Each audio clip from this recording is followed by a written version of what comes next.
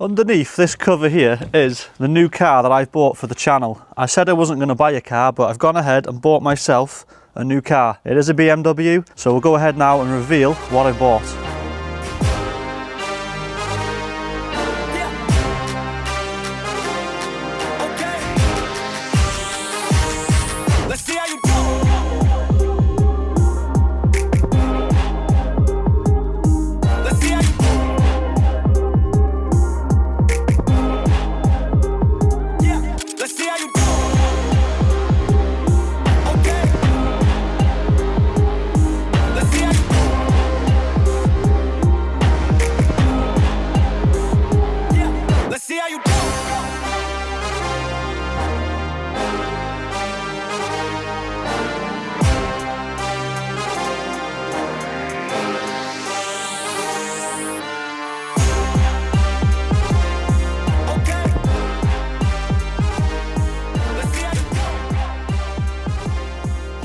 So guys, as you can see from the unveil, however you say it, I have bought myself E92 BMW M3. This thing is a beast. Let's talk a little bit about the car, what engine's in it, what it comes with, what options are on this one, the colour and the mileage. That's the big one on this. This is really low mileage, so let's get into that. So first of all, we'll talk a little bit about this beast of an engine under here. This is a 4-litre naturally aspirated V8. It produces about 420 brake horsepower standard. This unit is completely standard and yeah, it sounds amazing. We're not going to be going out on a drive today, we'll save that for another video, but I will start it up and obviously show you how this thing starts on a cold start. There's not much more to speak about it. The engine's massive, it uses loads of fuel, and yeah, that's about it. Now for paintwork on this car. The colour is Interlagos Blue Metallic, I think I said that right, and in my opinion is one of the nicest BMW colours for this obviously year of M3, and yeah, it's immaculate. The paintwork is immaculate. It does have some swirls in it, but it needs a polish with a machine and then it'll be mint. It's been under a cover, so obviously the cover moves and it does give little swirls, which is obviously something that can't be helped. It is immaculate, this car. I polished it the other day. It is a bit dirty now because I went out in it, I think it was last weekend, so it's a bit dusty, but it's immaculate. Like, there's literally like, I think there's like 1 or 2 little marks on it. Definitely paintwork's mint, and the actual shine in this, I'll show you up close, it's unreal. Let's see if we can zoom in on that bad boy. So you can see the swirls, but obviously it needs a good machine polish. But you can see the metallic in there. Lovely, lovely colour. It looks absolutely mega. Now the wheels on this, they are the standard M3 wheels, the one that came with standard. They are 19-inch. These ones do have a little bit of peel going on the diamond cut, which obviously over time this does happen to diamond cut, so that's not helped. I will get them refurbed at some point, and I could do with some new badges because, you know, the badges do go bad on BMWs. This one's been under a cover and garage most of its life, and they've still gone, so I will be replacing those when we refurb these wheels. But ideally I would like to upgrade to the competition wheels, but the price of them is absolutely outrageous, so I'll probably refurbish these, put some wheel spacers on and drop it a little bit. That's probably what I'll do there. I think these wheels are gorgeous. They do need a little bit of a refurb, but we'll get that done. Come into the roof, it has a full carbon fibre roof. So this is the 2-door coupe version. There is a convertible and a saloon, I believe. For value wise, I think the coupe is worth the most. That's what I've researched, and there is a few other things on this that make this car worth a bit more compared to other M3 models, especially the mileage and the service history on this thing. I'll show you the amount of paperwork I got. It is unreal. So here we come to the back. It's got a little spoiler lip. I will be replacing that with a nice carbon fibre ducktail type of one. I've seen them, they're gorgeous. I don't know if you can see on here, the badges are going a bit funny, so we'll have to replace them at some point. Just little things need touching up on it. Obviously it is a 2008 plate. We've got the quad exhausts. So there is a couple of things on the front to talk about. The grills are not standard. I do have the standard ones in the back, but these are genuine BMW, but they are the gloss black ones instead of the chrome which it comes with. It's got the Xeon headlights or Xenon headlight package, so it's got really good headlights. When it came, it had the orange rings, so I've replaced the bulb package in there with canvas Edda-free ones. And now they are white, which is obviously a bit more of a modern look. This model has the headlight washers here. I think that was an option to have, so it's got the headlight washers. The bonnet on this, as you can see from the bowls, is absolutely huge, and from the windscreen it looks amazing. Now we got these little vents here. I think these are to do with getting air into the intake, as well as there is one under here, I believe. Yep. Air goes up through this duct here into the air intake. So it's got a few places where it goes in. The reason this bulges here, like a lot of the M cars, they have a bulge but they don't need it. Whereas this, because obviously the plenum is so big, it sticks up higher than the wings, so it actually needs that. Otherwise it wouldn't fit. So this wheel here is curbed. This is the worst one out of all of them. This one has been curbed. It wasn't the old owner. The owner I bought it off had it for 14 years and he bought it on 16,000 miles. So I'll show you in a minute after 14 years what mileage is on this car, because yeah, it's not really moved that much. That's pretty much the exterior. It's a gorgeous car, loads of curves, big fat beefy arches, you know, all the usual stuff. It does need some wheel spaces though, because the wheels are so far in, so we will do that at some point.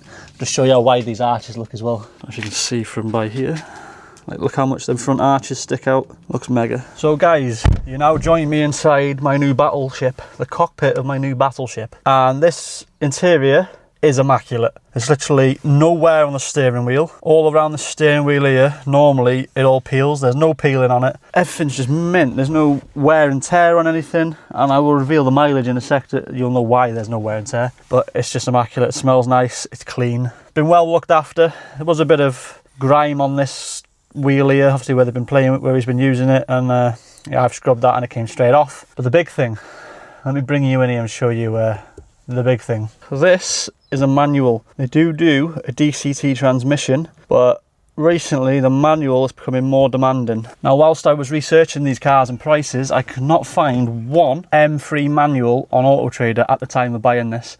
And I did find some online and they were like 27 grand, and that was with about 50,000 miles on the clock.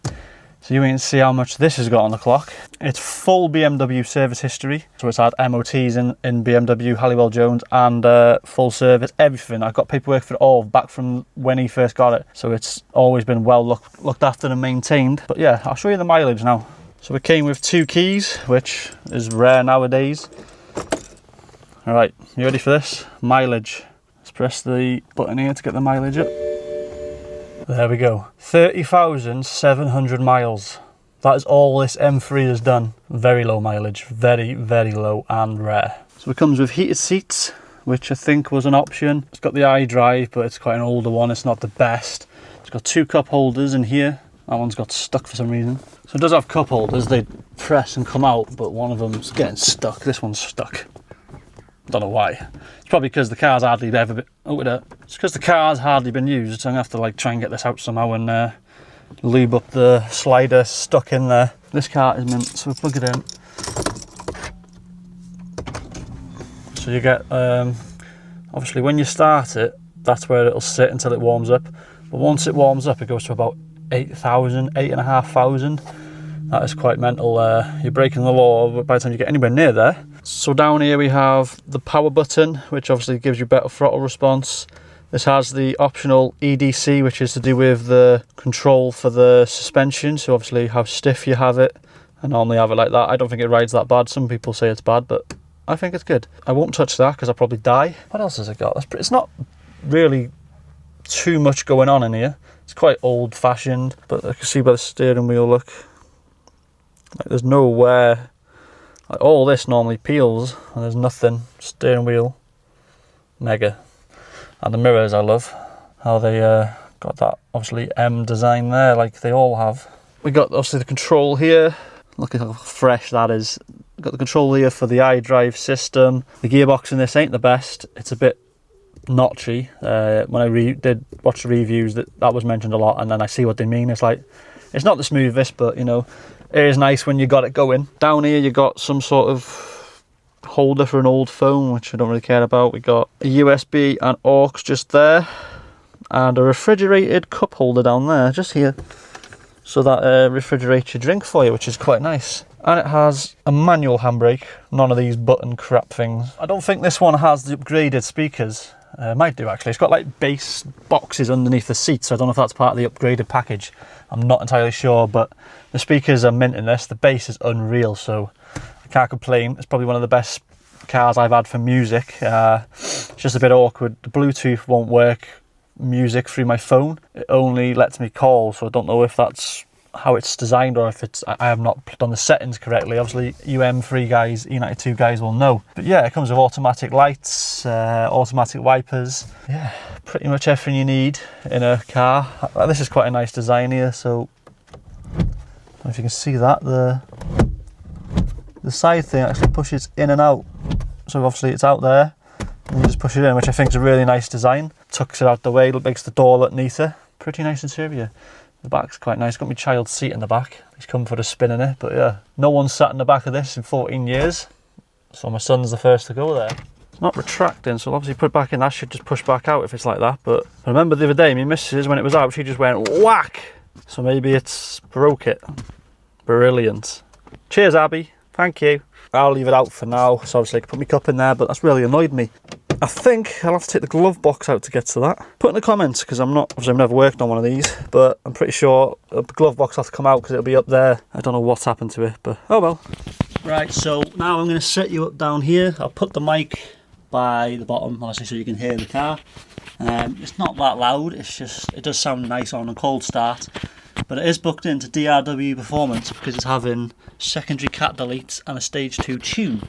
So that's the end of this month. Obviously we'll do a drive out video and show you that once it's done. But yeah, I'll put this, attach it to this here. Attach that there, so that should pick up the exhaust sound. So let's give it a go.